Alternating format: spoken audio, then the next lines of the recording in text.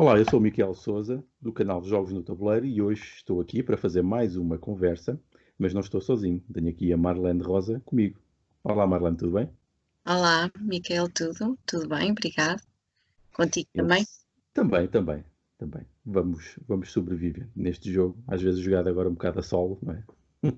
Mas vamos Sim, sobreviver. que é um bocadinho ingrato para quem trabalha nesta área, sem É dúvida. complicado, é complicado. Não podemos fazer os nossos encontros de jogos, temos que inventar umas coisas agora à distância, mas havemos de voltar Ou a uma normal. nova normalidade. Mas dá mais tempo para preparar projetos e afins, que Sim, também é para preciso. pensar em novas ideias, quem sabe. Exatamente. Então, nós temos aqui hoje a Marlene, porque vamos falar de jogos como ferramentas terapêuticas. Mas nada melhor do que ser a própria a apresentar-se. Então, quem és tu, Marlene? Epá, que pergunta difícil. Então, eu sou fisioterapeuta de formação, sou mãe de uma menina de 5 anos e eu depois já, ao longo desta conversa, provavelmente este assunto de ser mãe talvez faça sentido.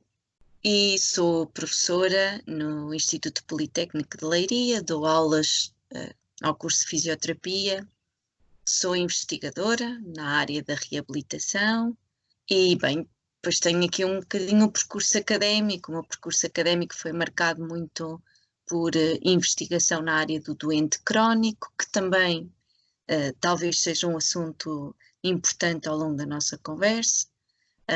Fiz o meu mestrado nessa área, fiz o meu doutoramento e neste momento continuo a investigação e o meu pós-doutoramento na área do doente crónico. E de uma série de desafios que depois o doente crónico e as suas famílias têm. Mas talvez possamos deixar este assunto um bocadinho mais para a frente quando falarmos do tema principal desta conversa. Sem dúvida, sem dúvida. Uma vez que estamos a falar de jogos, porque este é um canal sobre jogos, apesar de ter estes temas, tudo se relaciona com jogos. Então, qual é que é o teu percurso como jogadora? Olha, na verdade não é um percurso muito experiente. Obviamente que a minha infância teve aqui algumas marcas de jogo, nomeadamente porque, e se calhar mais o jogo de rua, porque a nossa infância foi marcada mais pelas vivências de rua, mas a experiência de jogos de tabuleiro, que é o assunto que nós vamos falar hoje, na verdade eu não sou uma jogadora muito experiente. Esta experiência nasceu sobretudo quando a minha filha nasceu. A motivação foi encontrar estratégias, ferramentas, porque eu era mãe, mas também sou profissional de saúde, e então estava sempre muito preocupada com estimular, e rapidamente entendi que para as crianças o jogo é fundamental na aprendizagem.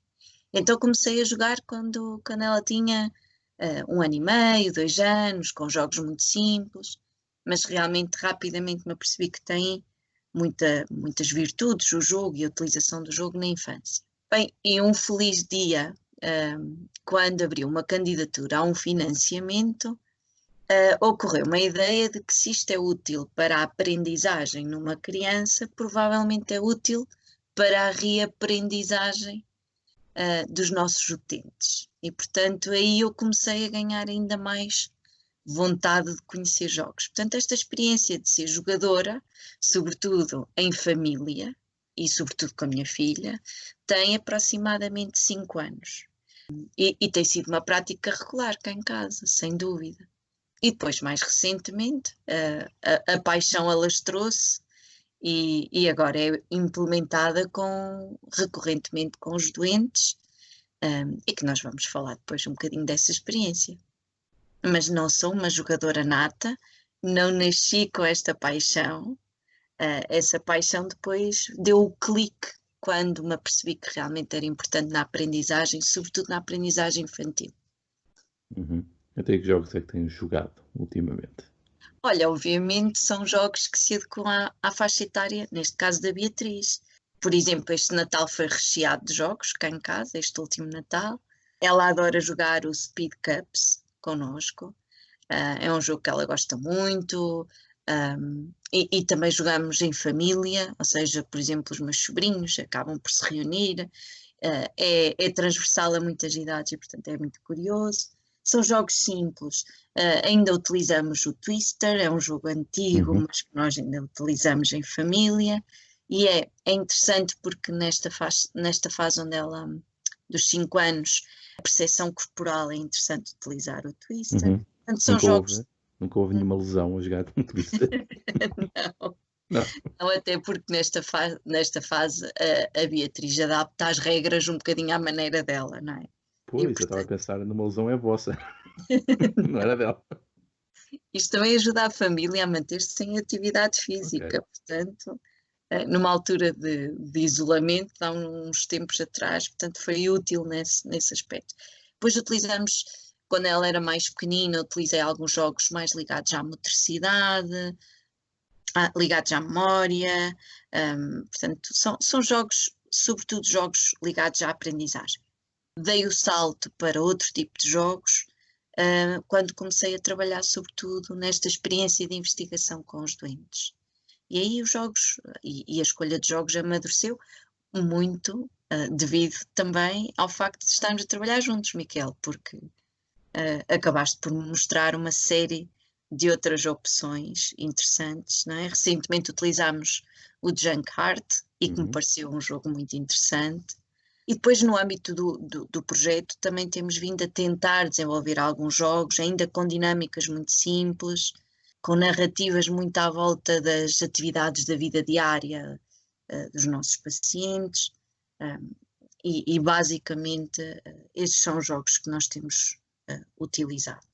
Porque tens este percurso, e este percurso que pode parecer que não está relacionado propriamente com muitos jogos que nós falamos aqui no canal, que são jogos de hobby, mas são jogos que, na sua essência, apesar da sua simplicidade, têm alguns dos elementos que são replicados nos jogos grandes. Porque, por vezes, os jogos grandes não são mais do que compêndios de pequenas partes de pequenos jogos. E se por acaso alguns investigadores dedicarem-se a isso, é muito interessante que eles depois conseguem reduzir os grandes jogos a somatórios de pequenos jogos, que é uma coisa interessante. No entanto, falaste aqui de projeto. Quando estavas a falar de projeto, estavas a falar de quê? De agilidades? Estava a falar de agilidades, sim.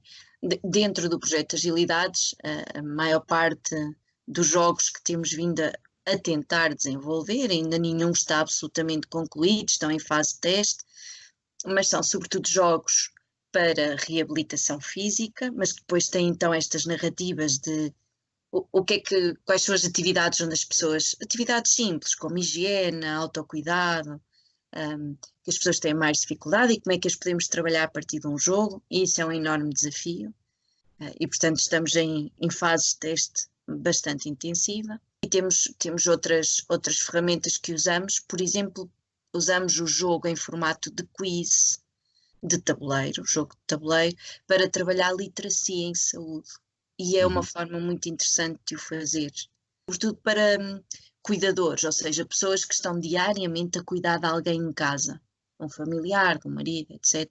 Mas que, como podes entender, não têm informação para cuidar de ninguém, nem há resposta do sistema. E, portanto, o que nós fazemos é criar, em formato de quiz, uma série de conteúdos que permitam a esses cuidadores perceber melhor o que é que fazem diariamente e melhorar os cuidados em saúde.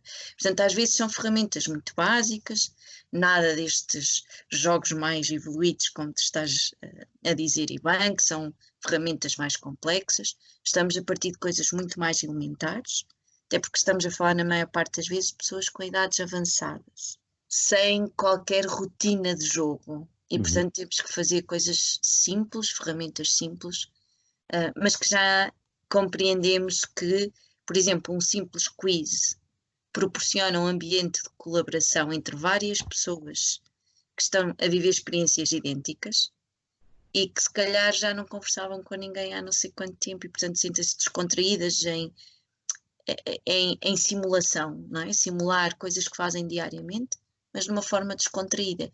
E nos primeiros testes que fizemos foram muito interessantes. Interessante. Mas queres mais ou menos apresentar o que é o Agilidades? Foi uma coisa que te lembraste? Um projeto pessoal, coletivo? Sim. O que é que é? Sim. O Agilidades, ele surgiu em 2008, portanto tem cerca de 2 anos. É um projeto que surgiu, uma marca registada do Instituto Politécnico de Leiria. Ok. 2018. Desculpa, 2018, claro. Ok. 2018. Estava a achar estranho aqui 10 anos. 2018, exatamente. É uma marca do Politécnico e é um projeto que tem alguns objetivos específicos, dos quais o desenvolvimento de jogos pode ser um deles, a adaptação de jogos existentes outro, e a consultoria em jogos pode ser outra ferramenta, sempre com o objetivo da reabilitação, ou educação para a saúde.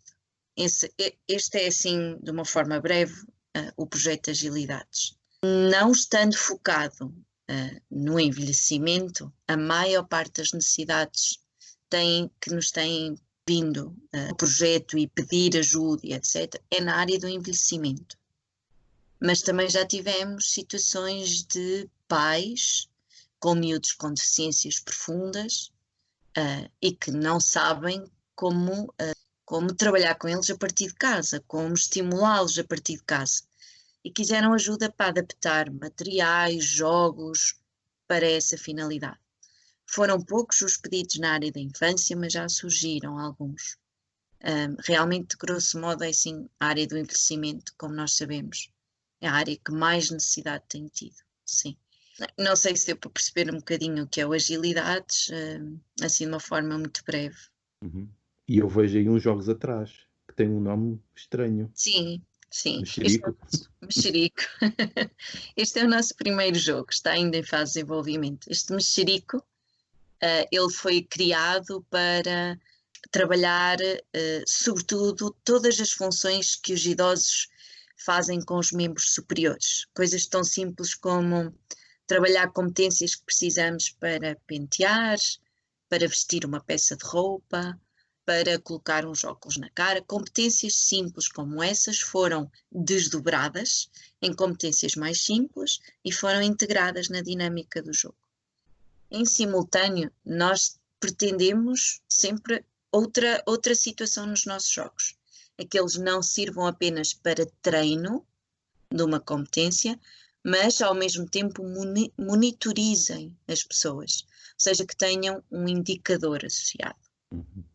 E eu acho que tu vais concordar comigo, Miquel, que quase todos os jogos nós conseguimos monitorizar algumas coisas. Portanto, quanto mais não seja o comportamento das pessoas. Sim. Aliás, os jogos, para serem jogos, têm de ter um mecanismo de feedback, um mecanismo de resposta. Nós podemos desenvolver, então, coisas acessórias para ler essas respostas aos resultados que os jogos produzem. Isso.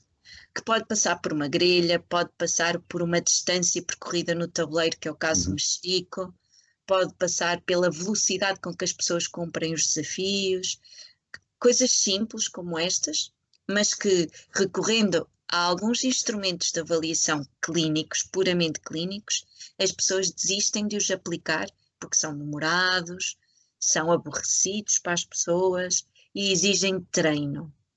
Se nós pudermos implementar isto nos jogos de uma forma lúdica, espontânea, ágil, e daí o termo agilidades, então é óbvio que as pessoas vão monitorizar mais vezes e vão ter esse cuidado porque não é exigente. Essa é uma das virtudes que nós tentamos implementar nos nossos jogos. Queria só acrescentar aqui outra coisa que eu acho muito importante, que é estes jogos terapêuticos que nós estamos a desenvolver, eles são todos impressos num material que permita, e já antes do Covid nós tínhamos esta preocupação, que permita a utilização frequente com higienização com solução alcoólica. E isto é uma coisa que distingue um jogo, no caso com marca Agilidades, de um jogo comercial que possamos comprar em qualquer local. Eu não sei exatamente se tu conheces outro tipo de produto que permita esta higienização, mas, por exemplo, daqueles que nós usávamos rotineiramente de mercado, era difícil higienizar o material. Sim, a maior parte deles continua a ser, a não ser que sejam aqueles que tenham componentes puramente de plástico. Plástico, isso. Não conseguimos fazer isso nos outros. exato. Portanto, inclusivamente tabuleiro, cartas, elas são todas impressas em material que possibilita higienizar. Uhum, Porque se nós vamos implementar isto num lar, e ele vai ser utilizado por 40 idosos claro. num dia, é óbvio que nós temos de ter este cuidado. Portanto, este é um dos aspectos que também distingue aquilo que consideramos um jogo terapêutico. Uhum. Eu lembro-me bem de uma sessão que fizemos, foi com uma criança, para uma das investigações, e eu levei alguns jogos e eu fiquei um bocado surpreendido quando tu me disseste, bem, vamos higienizá-los todos agora. Eu nunca pensei, bem, nunca tinha pensado em higienizar os meus jogos depois de uma sessão. Mas ok, fiquei a perceber que é importante. Sim, muito importante. Muito importante. E no caso dessa criança, tu percebeste que, por exemplo, a estimulação oral, não é? Claro. Ele levava tudo à boca. Portanto, a estimulação oral e em algumas demências nos idosos pode acontecer. Portanto, temos obviamente que ter este cuidado. Que, como tu dizes, não é? Provavelmente não será uma preocupação de quem não pensa na Sim, sim. utilização de jogos para estes contextos, mas quando pensamos, obviamente, temos que redefinir isto como uma prioridade. Sim, sim, sim. Exige claramente que tenhamos essa preocupação e cada vez mais, até que nesta altura, Sim, um dos problemas que está a causar não usar estes jogos e não fazerem contas é porque eles são em cartão e se nós fizermos um encontro coletivo, mesmo que todas as pessoas tenham máscara e luvas e tudo mais, o que é que fazemos aos componentes? Deixamos 2 semanas ao em sol. quarentena, ao sol, mas depois o sol estraga os jogos. Portanto, isto dá que pensar, dá que pensar. Pode ter que ser também uma reinvenção até desta modalidade. Mas eu tenho esperança que isto vai passar também. Sim, eu também tenho, eu também tenho. De qualquer das formas, pensando sempre nestes contextos de multiuso e de Sim, sim. pessoas em estado frágil, como são os idosos ou as crianças com deficiência, é óbvio que continua a ser uma prioridade. Mas também tenho muita confiança que isto não vai ser para sempre, não é? Sim. Tenho essa confiança. Já tivemos mais pandemias na história, portanto, e Claro, temos sobrevivido, portanto, claro. vamos sobreviver a esta de certeza. E foste falando nestas primeiras perguntas, nestas primeiras declarações, não é? Nestas respostas, dos jogos como utilizados para fins terapêuticos. Será que conseguirias definir de um modo mais resumido porque é que os jogos são importantes para usarmos como ferramentas terapêuticas? Olha, a nossa principal motivação foi, na altura que surgiu o projeto Agilidades, foi pensar que o nosso sistema de saúde não dá resposta às necessidades do processo de reabilitação de pessoas com doença crónica, frágeis, como são estes casos de idosos ou de crianças com deficiências profundas. Portanto, não há resposta. É impossível estas pessoas usufruírem de estimulação constante ao longo da vida como seria desejável. Não há essa resposta. E, portanto, este foi o principal motivo. Temos que criar soluções. Existem soluções tecnológicas, tanto eu como tu sabemos que sim, não estão acessíveis a todos. E eu já não estou a falar sequer só no preço, mas na literacia digital ou nas dinâmicas que exigem às pessoas, não estão acessíveis a todos. Se elas existem, por exemplo, nos lares, ferramentas digitais, jogos digitais, existem, mas a minha experiência e as visitas que tenho feito quase sempre estão arrumadas lá a um cantinho e são utilizadas por um grupo muito restrito de pessoas. Portanto, mais uma vez, não me parece que deem resposta às necessidades da população em geral. E, portanto, rapidamente percebemos, não, as soluções têm que ser criadas em ferramentas que possibilitem interação, cooperação. Sempre consideramos que sem emoção, sem relação uns com os outros, a terapia não resulta e, portanto, nada melhor do que pensar em jogos de tabuleiro. Essa foi, assim, a nossa motivação, foi dar resposta através de material ou desenvolvido ou adaptado, mas que proporcionasse cooperação, colaboração, emoção, relação, que é algo que é muito difícil proporcionar com outro tipo de material. E acho que vais concordar comigo que jogos de tabuleiro nisso são extraordinários, não é? Exatamente. Ou seja, estás-me a dizer que os jogos então são principalmente motivadores e estimuladores? Sim, e mais ainda, sabes o que é que eu me tenho apercebido quando vou, sobretudo quando vou aos lares? é que às vezes as pessoas só se apresentam umas às outras, porque efetivamente estão a fazer um jogo de tabuleiro e eu peço-lhes para elas se apresentarem, porque convivem há não sei quanto tempo na mesma instituição e pouco se conhecem umas às outras. E às vezes quando eu lhes ponho uma componente do jogo com uma simples peça de roupa, porque estamos a trabalhar o vestido espírito, e alguém diz, olha, eu usei esta roupa quando tinha 15 anos, eu usava isto gera conversa, sabes? E isto às vezes não é possível num jogo digital. Então nós claramente percebemos que isto é uma forma das pessoas se conhecerem, interagirem, é uma forma de se estimular. Da próxima vez eu posso implementar o jogo com o mesmo grupo e perguntar, lembram-se quem é que disse que vestiu esta roupa, com que idade ela vestiu, e acaba por ser gerar também alguma narrativa que possibilite avançar com o jogo e até treinar memória, quem sabe. Portanto, há sempre esta mais-valia nos jogos de tabuleiro. Até por ser físico, dá para treinar a motricidade, ou seja, dá para treinar o corpo e a mente, não é? Não fica tudo apenas no reino virtual. As pessoas estão a manusear, estão a mexer nas coisas. Exatamente. E não sendo eu especialista nisso, nem percebendo grande coisa, eu imagino que o facto de tocarem, manusearem, terá algum tipo de potencial, algum tipo de impacto positivo, diferenciador. Sim, sem dúvida, sem dúvida. Tudo o que seja estimulação sensorial, para estas pessoas é extremamente importante. É muito diferente de tu estás a ver uma imagem bidimensional no ecrã, com a qual tu não podes interagir, ou se interages é com um dispositivo à distância. É absolutamente diferente, sem dúvida nenhuma.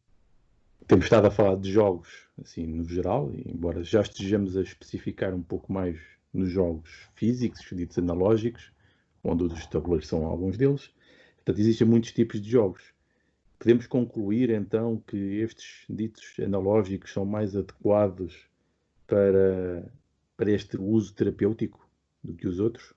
Olha, tu se leres algumas coisas sobre esta pergunta que estás a fazer, eu acho que tu vais concordar comigo que não há um consenso, ou seja, existem com certeza pessoas que confirmam que os jogos digitais têm mais efeito em determinadas áreas de reabilitação ou de aprendizagem, e existe o contrário. É óbvio que nós vamos encontrar aqui as duas correntes de pensamento.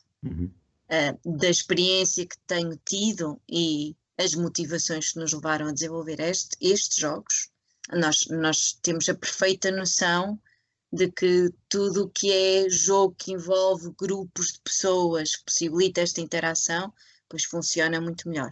E funciona até por um aspecto que é muito interessante, que é os idosos, e eu vou falar nos idosos porque realmente é a nossa experiência mais intensa nesta área. Eles têm muita dificuldade a sentirem-se parte da intervenção. E se nós lhe colocarmos um ecrã à frente com o qual eles nunca lidaram na infância, provavelmente essa sensação vai continuar a acontecer.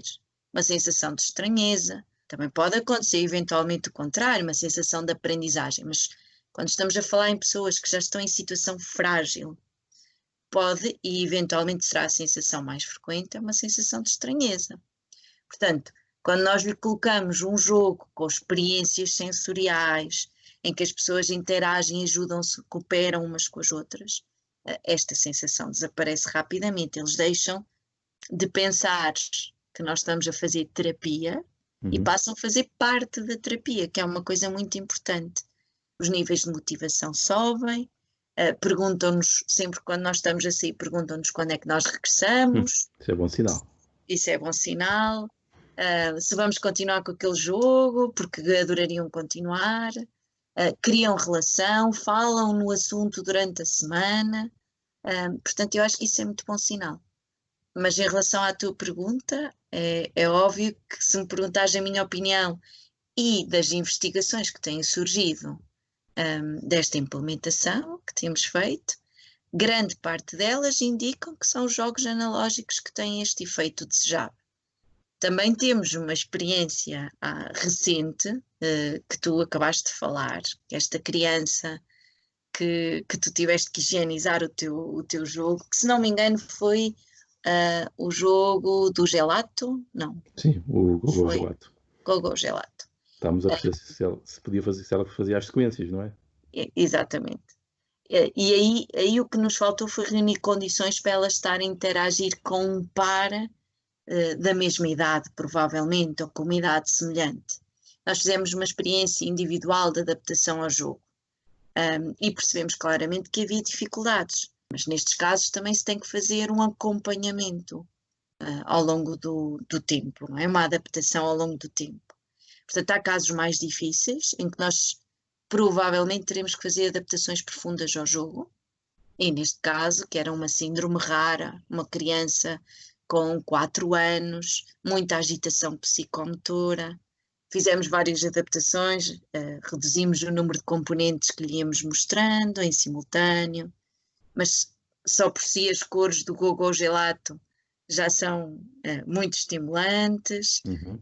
Portanto, há uma série de adaptações que nós podemos fazer aos jogos, quando eles, na sua origem, não nos parecem tão indicados.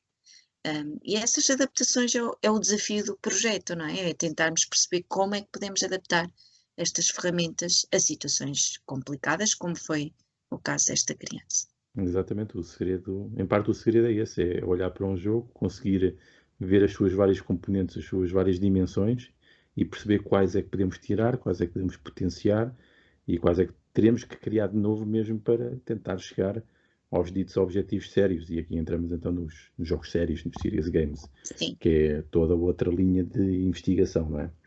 sim, que às vezes podem até nem ser adaptações das próprias componentes, mas das regras, não é? Uhum, exatamente.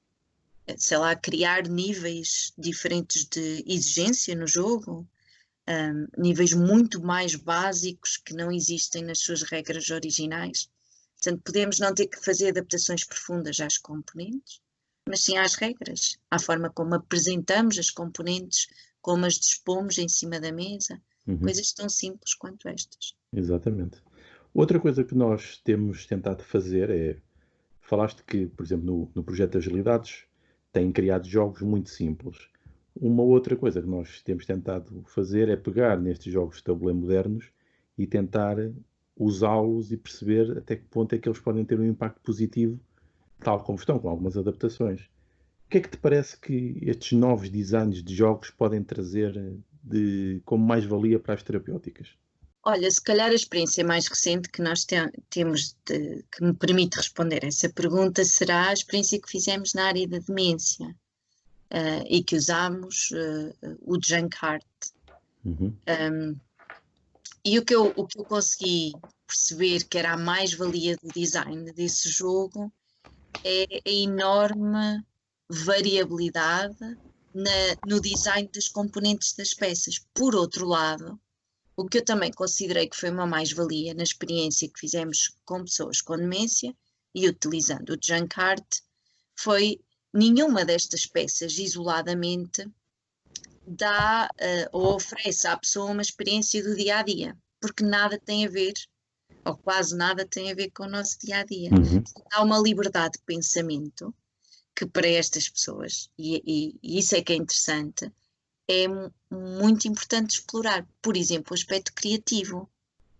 Uma das coisas que nós fizemos quando mostramos o Junk Art pela primeira vez a pessoas com demência foi dar liberdade durante 20 minutos a estas pessoas para explorarem as componentes e construírem, com aquelas componentes, construírem o que quisessem durante 20 minutos. E depois tentámos, dentro das suas limitações, que as pessoas fossem construindo histórias à volta do que iam construindo.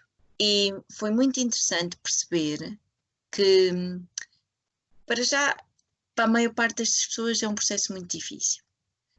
Tivemos que estimular bastante para que a criatividade acontecesse durante o jogo. E, por outro lado, permitiu-nos até monitorizar e perceber que fizemos pares de jogo, de jogadores, e permitiu-nos perceber diferenças na performance das pessoas que tinham equivalência às dificuldades clínicas de cada um deles. Portanto, fazendo esta pequena adaptação ao jogo, com este design que eu acho que é muito favorável para este exercício, deu para perceber que o Junkart, neste formato, é uma ótima ferramenta de monitorização na área da demência, sobretudo neste processo criativo.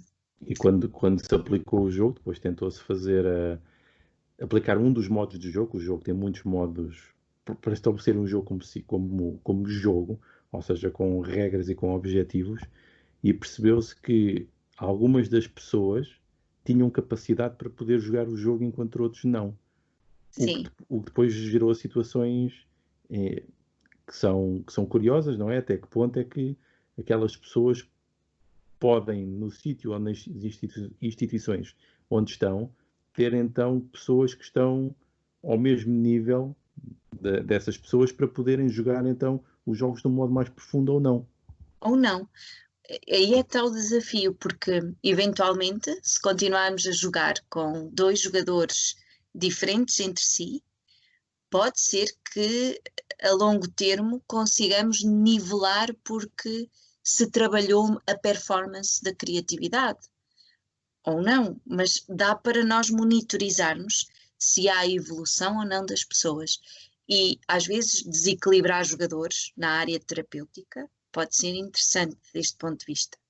Ou seja, alguém ajudar a recuperar uma capacidade que o outro jogador não tem. Claro que temos que jogar aqui com o nível de frustração do jogador que tem melhor performance, é óbvio que sim. Talvez até fazer pares que permitam, numa das vezes, ter algum desequilíbrio, na outra, por exemplo, colocar jogadores com maior equilíbrio. Mas são dinâmicas que valem a pena estarem documentadas, porque são dinâmicas terapêuticas. E, portanto, eu acho que o Junkart é um ótimo exemplo de versatilidade, de design para trabalhar na área terapêutica e especificamente em pessoas com demência. Sem dúvida. Nós vamos ter uma publicação daqui a algum tempo sobre Exatamente sobre isto. Outra coisa que nós até referimos nessa mesma publicação é que outra coisa que poderia ser explorada é que imaginemos então que alguns dos utentes que estão nessas instituições, quando a família os for visitar uma próxima vez, lhes vão apresentar um jogo que eles podem jogar com a família e que pode ser interessante para todos. E eu acho que isto é um potencial brutal que estes jogos podem ter. Sim, sim. Concordo em absoluto contigo. Nós começámos por testar o jogo como uma ferramenta para ir para o domicílio com um mexerico. Confesso que tivemos algumas dificuldades, porque às vezes estas famílias já têm uma sobrecarga tão grande que é-lhes difícil perceber que isto não deve ser visto como mais uma sobrecarga. Mas se atingirmos esse patamar de que as pessoas que cuidam percebam que isto vai ser uma forma lúdica de voltar a ter uma relação de mutualidade com a pessoa de quem cuidam, o jogo, como ferramenta para isso, seria muito interessante nós podermos testar. Muito interessante. Uma das coisas, Miquel, que nós percebemos claramente nestes cuidadores é que, se estivermos a falar de uma esposa que agora passou a ser cuidadora do marido, a relação muda em absoluto, ou seja, deixa-se pensar como marido e esposa, passa-se apenas a pensar que eu vou passar o meu dia a dar banho, a dar alimentação, etc. Se o jogo conseguir voltar a trazer esta relação de mutualidade, de eu querer dar algum conforto, de ter prazer em estar com o meu marido, e vice-versa, se o jogo puder funcionar como uma ferramenta deste género e ainda por cima ser uma ferramenta terapêutica, isto era absolutamente fantástico. E, portanto, isso está na agenda do Agilidades, obviamente contigo presente, mas concordo em absoluto contigo, que é uma ferramenta ótima para pôr as famílias a recuperarem estes valores. Eu acho que seria brutal conseguimos ter, por exemplo, os netos, que já têm estes hábitos todos de jogo e este interesse natural pelos jogos, a conseguir jogar com os avós este tipo de jogos de um modo que seja interessante para todos. Porque o que acontece em alguns destes jogos, e muitos de jogos que até são usados como jogos educativos ou jogos para um objetivo, é que eles não são interessantes enquanto jogo por si só. Ou Ou seja, ninguém os vai jogar pelo simples facto de procurar uma coisa divertida ou lúdica. E se nós conseguimos encontrar jogos que fazem isso, e esse é o grande desígnio dos serious games, é serem jogos que chegam a objetivos, mas mantêm sempre a parte divertida. Eu acho que temos aqui ferramentas poderosas e, por exemplo, nesse caso o Junkart, mas há muitos outros que podemos usar. Falámos só deste, porque foi aquele que testámos. Seria um jogo brutal, porque eu tenho testado esse jogo em família e as pessoas, até que não têm nenhum hábitos de jogo, gostam do jogo. Portanto, daí surgiu esta ideia até testarmos este, para depois poder passar para o próximo nível. Sim, sim. E ainda temos outro desafio que seria muito interessante, e aqui especificamente na área da demência. Quando os familiares vão às instituições visitar as pessoas com demência, têm muita dificuldade em preencher de forma significativa o tempo da visita. Verdade. Porque repara, nós temos conversa fácil com alguém que se recorda de coisas sobre nós, que se recorda de experiências que tiveram connosco, de vivências, mas se eventualmente estiveres a falar com alguém cuja memória está na totalidade ou quase na totalidade apagada, como é que tu preenches significativamente um tempo de meia hora ou uma hora de visita? E se tu puderes ter uma ferramenta que te ajuda a rebobinar cassete, sabes? A ir buscar experiências, vivências, a construir estas conversas fluidas, eu acho que isso é outra ferramenta ótima para os familiares preencherem de forma significativa os tempos de visita. E acredita que é um grande desafio. Às vezes nós vimos esposas à beira da cama a preencher a hora da visita, mas quase não conversam, quase não têm motivo para ali estar. Exatamente. Portanto, Mesmo com idosos sem demência, no seu estado normal, mesmo as visitas a lares podem ser vazias, não é? Pode não sim, haver conteúdo para interagir. E se nós conseguimos levar alguns jogos, especialmente, estou-me a lembrar se calhar de jogos de storytelling, que naturalmente nos levam a gerar narrativas e a contar histórias, eu diria que era uma excelente forma de conseguirmos fazer este tipo de interação ligada a conteúdos, e a conteúdos que depois sim. podem ser próprios das pessoas. Eu diria que tinha muito potencial até nesses casos mais generalistas. Sim, o que é importante para que as instituições percebam o papel terapêutico que estas ideias que estamos a falar aqui hoje têm. Eu acho que é muito importante tudo isto ser documentado. E por isso a nossa preocupação sempre quando experimentamos no contexto terapêutico uma ferramenta que é um jogo de tabuleiro, o objetivo é sempre documentar, publicar e dar valor científico a esta experiência, porque efetivamente só assim é que vamos conseguir que as instituições reconheçam o valor que os jogos possam ter nesta área. É verdade, eu diria que isso é em todas as áreas, porque existe cada vez mais, porque é um fenómeno, que também está associado ao fenómeno eu já não me lembro bem qual é que é o termo, há um termo técnico para isto, que é o facto de tentar tornar todas as atividades da nossa vida com algum tipo de entretenimento, com algum tipo de humor, com algum tipo de boa satisfação, de agradabilidade. Isso é uma tendência que nós tentamos aplicar a todas as atividades que temos. No entanto, nestas aplicações de jogos, existe muito boa vontade, existem projetos e existem coisas que vão sendo feitas, mas depois é como dizes, não há uma sistematização daquilo que se faz e logo não há formas depois absolutas de dizer que aquilo funciona totalmente porque nunca foi sistematizado e nunca foi transformado em conhecimento científico. E daí a importância de fazer isto desta forma. Sim, sem dúvida, sem dúvida. E às vezes documentar pode dar origem a adaptações nos manuais de instrução, ou seja, pode dar origem a componentes que depois são integradas nestes jogos ou que geram adaptações aos jogos. Portanto, por exemplo, no caso da demência, das publicações que temos agora para sair, nós sugerimos claramente algumas adaptações que o Junkart poderia ter, adaptações simples, nas regras, era sobretudo nas regras, nem era nas componentes, porque sobre as componentes acho que nem temos nada a dizer. Não, é os componentes físicos. Sim, eventualmente nas cartas, Exato. eventualmente no design das cartas, porque isso é outro aspecto importante, não é?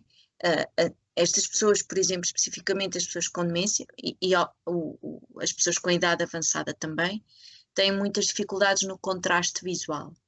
E estes novos designs de jogos, às vezes, sobretudo as cartas, que são representações bidimensionais, são muito difíceis de interpretar por esta população.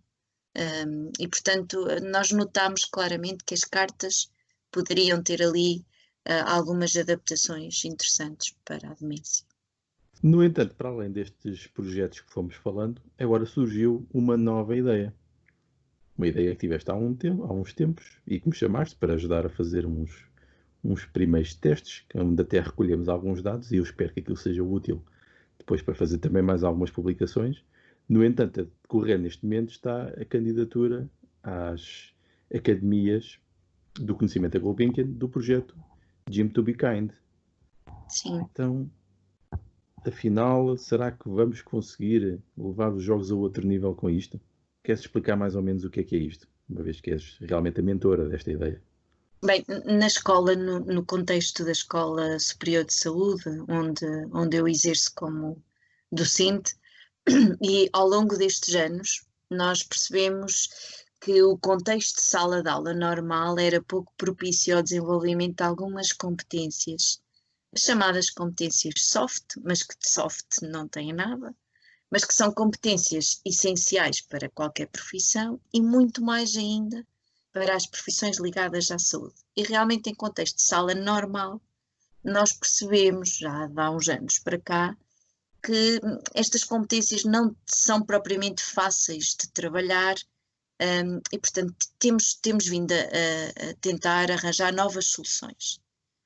Ora, como temos estado a trabalhar nos jogos, ocorreu uma ideia, e já há algumas publicações nesta área, que os jogos são fantásticos, jogos de tabuleiro modernos são fantásticos para pôr as pessoas em regimes colaborativos, a trabalhar processos de decisão, de empatia, de comunicação, de regras de socialização, que é assim que nós queremos que os nossos alunos saiam e que sejam finalistas, antes de serem finalistas em fisioterapia, em enfermagem ou noutro curso qualquer de saúde, que saibam ser boas pessoas e que saibam ser sensíveis aos outros e ouvir os outros e perceber o lugar do outro.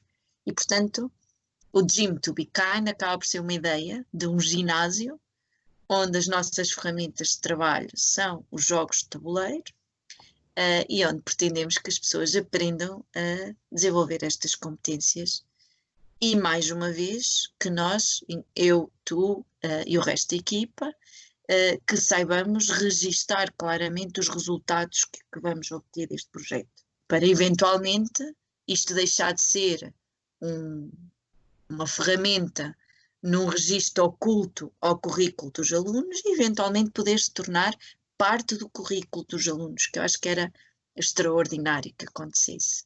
Era incrível. Era incrível, sim. Mas até lá temos que mudar mentalidades, porque é óbvio que quando eu apresentei esta ideia institucionalmente pela primeira vez, Imagino. parece alguma digestão, não é? E, portanto, temos que claramente começar por algum lado e o Gym to be Kind seria um bom começo. E, portanto, está agora em fase de avaliação, vamos ver como vai correr o projeto. Pois, na fase de votações. Sim. Esperemos que tenha votos suficientes para atingir esse objetivo. Esperemos que sim. A primeira experiência, não sei se concordas comigo, Miquel, mas nós testámos num universo de talvez que 30 pessoas, sim, talvez. Testámos num universo de 30 pessoas, são alunos de segundo ano, portanto, se não fosse esta história da pandemia, estaríamos a falar de alunos que pela primeira vez iam para uma experiência de estágio clínico e, portanto, é essencial eles estarem preparados neste registro das competências soft.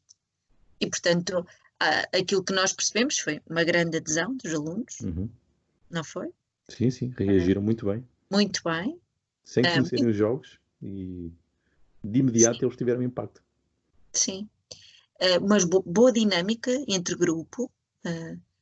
E acho que seria muito interessante uma continuidade deste projeto. Então, na tua opinião, achas que as universidades deviam ser um pouco mais abrangentes para incluir estas novas formas pedagógicas de formar os seus alunos para o mercado de trabalho, ou para o mercado real, ou para o trabalho real?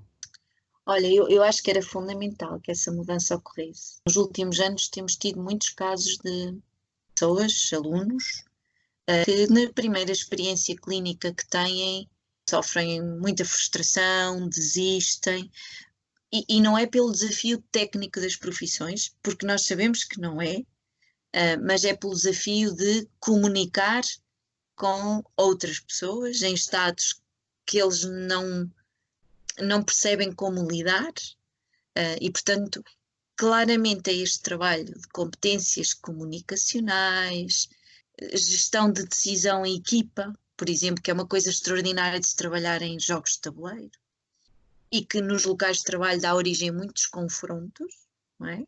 E que é necessário, está sempre a acontecer. Está sempre a acontecer, e que pode dar origem a uma má decisão, uma boa decisão clínica. Uhum. E, portanto, sem dúvida nenhuma que eu acho que o caminho das universidades e do ensino superior, e sobretudo na área da saúde, e já se vê em trabalhos publicados, poucos, mas já se vê em trabalhos publicados, pelo menos de pessoas que também identificaram esta necessidade. Uhum. Por isso, claramente, o caminho vai ser trabalhar melhor estas competências. Tecnicamente, os alunos saem muito bem, saem técnicos perfeitos, mas depois falta a componente de relação. E como tu Exatamente. podes perceber, continuamos a ter salas de aula com 20 cadeiras dispostas em frente a uma mesa e que não dá para trabalhar estas competências, portanto... Pois. Mesmo para o próprio processo educativo formal, gera sempre aqueles efeitos de filas, não é? Estão uns à frente que apanham mais, outros apanham Isso. menos. Tudo isto é muito desigual e muito pouco dado a colaborações e desenvolvimento destas atividades. Eu pergunto isto nesta área porque eu, há uns tempos, não vou dizer a instituição porque não posso dizer qual foi, mas foi uma universidade grande, eles eram especialistas na área da gestão e da economia e afins, e tinham exatamente o mesmo problema. Tinham identificado que os alunos deles saíam muito bem preparados para as melhores empresas, para os melhores institutos internacionais, dominavam cálculo, dominavam modelos, dominavam simulações, essas coisas todas. No entanto, faltavam-lhes as competências e eram as próprias empresas que se queixavam disso, que os alunos tinham poucas competências, soft skills, competências humanas, não é? De comunicação e afins, para conseguirem implementar aquilo que eles sabiam, só que depois, na realidade, não é só saber fazer cálculo. É preciso saber muito mais do que isso para ter sucesso. E claramente, essa universidade, nessa altura, estava à procura de novas soluções para melhorar a formação dos seus próprios alunos, para tentar ser um pouco mais abrangente. Eu acho que isto é uma tendência futura que vai acontecer em todos os sítios, quando percebermos que não é apenas o conteúdo formal que interessa dominar, há muito mais para além disso. Sim, sabes que nós notamos estas dificuldades, inclusivamente quando damos trabalhos de grupo. E nós conseguimos perceber, por um trabalho de grupo, as dificuldades que estes miúdos têm na formação académica. Porque na maior parte dos trabalhos de grupo eles continuam a dividir tarefas. Entendes? E, portanto, falta a integridade no trabalho de grupo. E é uma coisa que os jogos de tabuleiro não permitem, é dividir tarefas, não é? Ou pelo menos não desta forma. Ou pelo menos alguns deles. Ou pelo menos alguns deles, que seriam aqueles que nós... são verdadeiramente jogos cooperativos. Depois há Sim. alguns que geram esses fenómenos também. Mas pronto, aqueles que nós escolheríamos para o Dream to Be Kind não seria nenhum destes jogos com estas dinâmicas.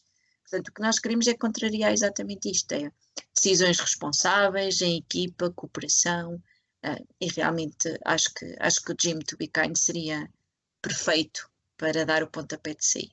Eu também tenho sentido depois que nas instituições e nas universidades, quando nós apresentamos este tipo de ideias, são vistas com alguma desconfiança.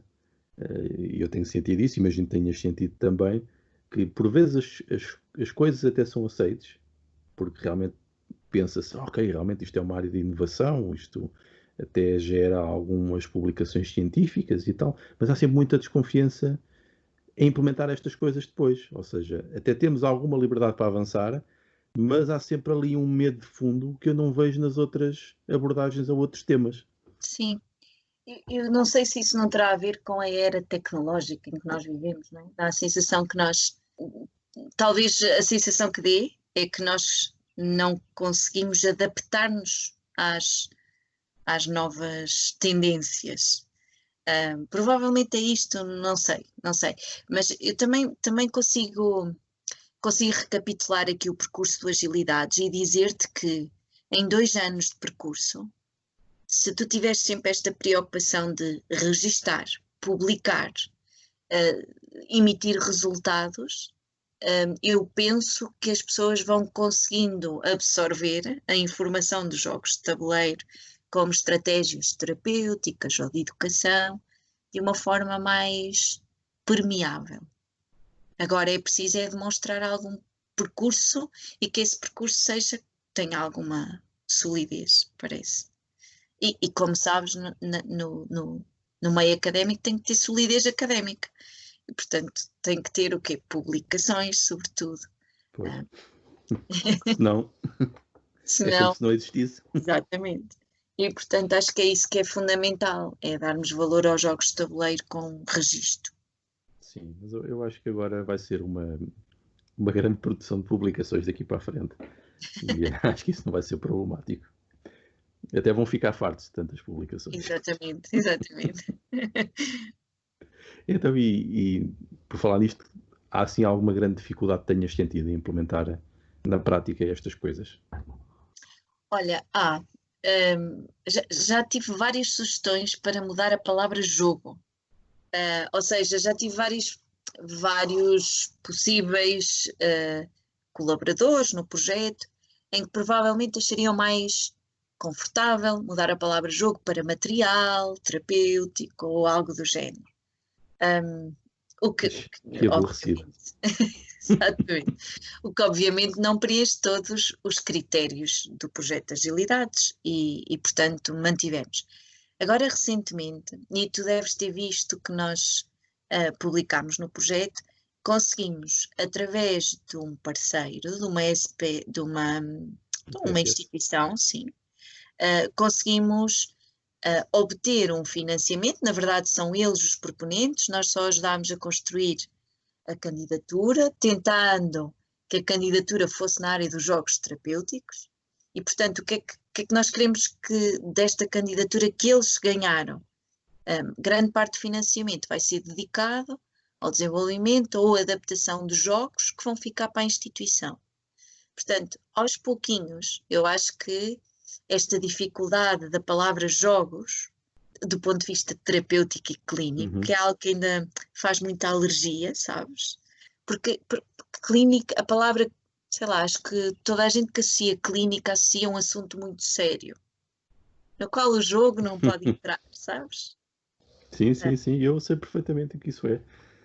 Porque até na minha própria área, lá da engenharia e planeamento, é aquela coisa muito rigorosa, porque temos que fazer aqueles modelos todos e aquelas coisas todas altamente complexas.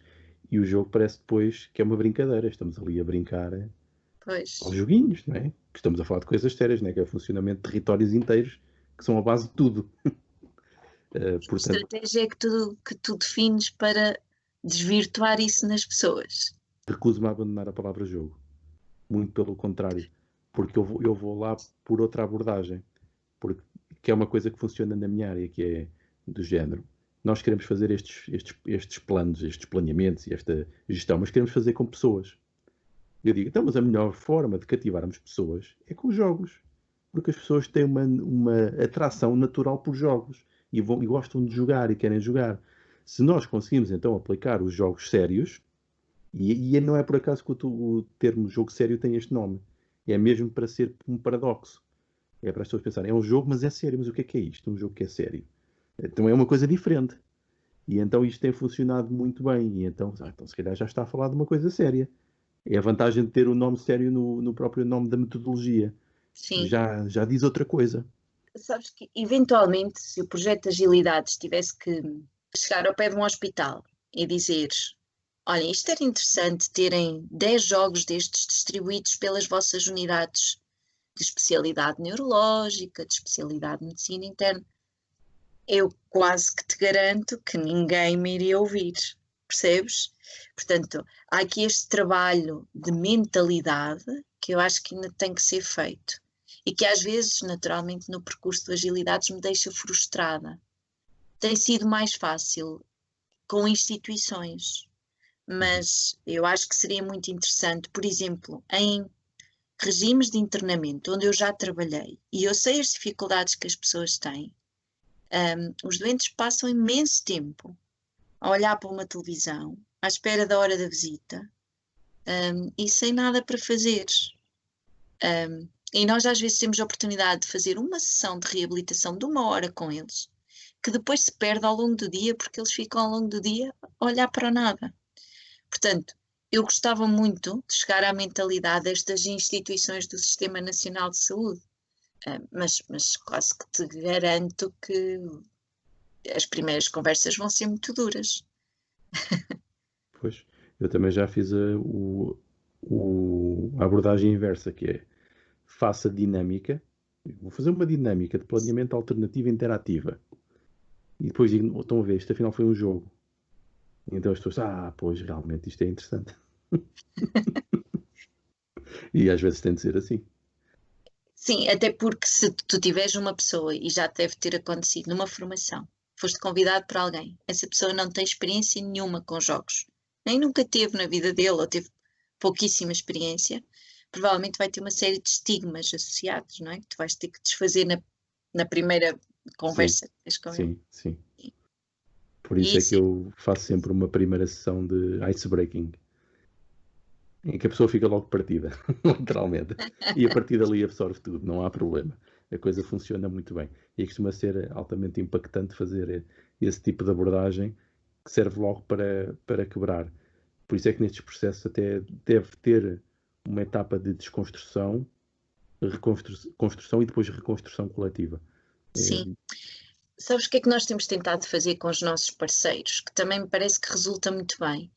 É envolvê-los no processo de colheita de dados. Por exemplo, tu sabes que na nossa experiência com a área da demência, nós fomos à instituição, ou seja, fomos à Associação de Alzheimer, não tem problema nenhum em estar a revelar, porque é pública a nossa parceria, fomos diretamente à associação e, portanto, às vezes o envolver o parceiro no processo de primeiras implementações do jogo e de desenvolvimento ou adaptação, às vezes funciona bem, porque eles passam a conhecer um bocadinho melhor a Exatamente. dinâmica do projeto. Outra coisa que eu tenho feito também, temos experimentado, isto até já mais em contexto educativo, é meter as pessoas que decidem e que estão responsáveis pela formação ou ligadas à parte mais técnica a jogarem. Porque é uma coisa que normalmente, se nós vamos ver na literatura de jogos, design e de estudo de jogos, diz que é impossível alguém estudar isto de um ponto de vista científico, os jogos, sem os jogar. Porque são experiências muito intrínsecas, muito próprias de quem as vive, que estão relacionadas com os perfis pessoais e com as experiências que eles jogam, que eles produzem, essas coisas todas. Uma das melhores técnicas é colocar estas pessoas a jogar. E eu também já tive esse tipo de experiências, por isso é que sempre que posso, especialmente até em conferências, embora agora com o Covid tenha impedido um pouco isso, eu faço sempre questão, mesmo quando vou apresentar papers ou coisas do género, de fazer um pequeno workshop em que as pessoas jogam. E então eu consigo Sim. logo convencer muitas pessoas depois de jogarem aquilo. Praticamente quase todas ficam convencidas que, ok, pode até não ser bem este jogo, mas eu fiquei a perceber que então há outros jogos com outras coisas que podem ser aplicadas àquilo que me apetecer. E que tem de ser sempre pela experimentação. Não, falar só por falar dos jogos não costuma funcionar. Sim. Há que ter experiência, não é? Na Sim. utilização dos jogos. Aliás, nós fizemos também uma sessão na Escola Superior de Saúde, em que provavelmente, que até foi com colegas teus, Sim, provavelmente só ficaram a perceber o potencial disto depois de terem jogado. Porque antes não imaginavam sequer, porque é normal, é perfeitamente normal. Tu achas que houve alguma, por exemplo, quando foi essa sessão, tu achas que houve alguma diferença das pessoas que participaram antes e depois? acho que houve sobretudo de valorização do projeto. Acho que isso foi nítido. Ou seja, se antes dessa sessão, provavelmente eu tinha colegas que não entendiam o que é que o projeto de Agilidades, qual Uhum. era a mais-valia do projeto, Acho que a partir daí foi clara a mudança de pensamento. Portanto, eu concordo contigo quando tu dizes que tem que se experimentar para se conhecer, e isso eu concordo plenamente, e foi essa a mudança, sobretudo. Assim como também, por exemplo, eu que estive presente na sessão, passei a conhecer características de colegas de trabalho que de uma forma geral nem conhecia. Exatamente. E, portanto, Exatamente. isso é muito interessante, até para criar dinâmicas entre os colaboradores dentro de uma instituição, como o ensino superior, acho que deve ser muito interessante. Eu acho que sim. Aliás, porque o principal desígnio quando se define um jogo é gerar uma experiência. É esse o grande objetivo. É uma experiência. E como é que nós vamos abordar uma experiência sem experimentar? Não faz sentido. Faz sentido, Não claro que faz não. sentido nenhum. Portanto, temos mesmo que experimentar. E esse é o grande desígnio. Então, mas as Sim. experiências podem ser muita coisa. Mas, no fundo, é uma experiência. Olha, voltando ali um bocadinho atrás, por exemplo, no projeto Gym to be Kind, dos nossos objetivos é formar pelo menos 5 docentes de cada curso. Ou seja, para que estes projetos depois não caiam no esquecimento, nós temos que trabalhar as questões, ou seja, os recursos humanos, e formá-los e dar-lhes experiência dos jogos, e é esse um dos objetivos do projeto, para que depois possa existir alguma continuidade do projeto dentro da instituição e para promover a adesão dos alunos. Porque se tu tiveres, ou pelo menos esse foi o nosso pensamento, não é? Se tu tiveres um docente que não te inspira para tu estares envolvido numa atividade, provavelmente isso não será um bom comportamento para tu ires à atividade e estares lá de corpo e alma. E, portanto, isso foi pensado, não é? E acho que pode ser uma ótima estratégia, envolver mais recursos humanos para que depois o projeto faça sentido institucionalmente. Ou seja, há aqui alguma experiência com o uso de jogos. O que é que tem parecido que têm sido as reações dos alunos a estas novas abordagens? Olha, nós primeiro é de estranheza, exatamente como tem sido para o público em geral, para os alunos também. Até porque eu acho que, apesar de tu não seres da área da saúde, acho que toda a gente tem esta noção. A área da saúde está a passar pela era da especialização. Ou seja, os profissionais são tanto melhores quanto mais especialistas forem numa determinada área. Ora, no meio desta tendência a aparecer alguém que é fisioterapeuta e que está focada nos jogos de tabuleiro, como podes imaginar, não é fácil tu convencer os alunos de que isto pode ser uma ótima estratégia. Quando temos outros colegas que se dedicam à terapia manual, ou, percebes, há áreas muito específicas.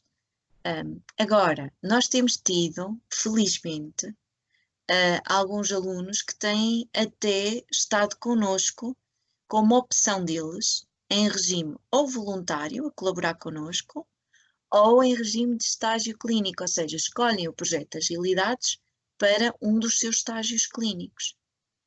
Não é a maioria deles, mas são provavelmente algumas pessoas que sabem sair daquilo que são as linhas comuns, e que eu dou sempre, parabenizo sempre, e acho que é sempre uma mais-valia ter alunos que têm a coragem de sair daquilo que são as linhas comuns profissionais, não é?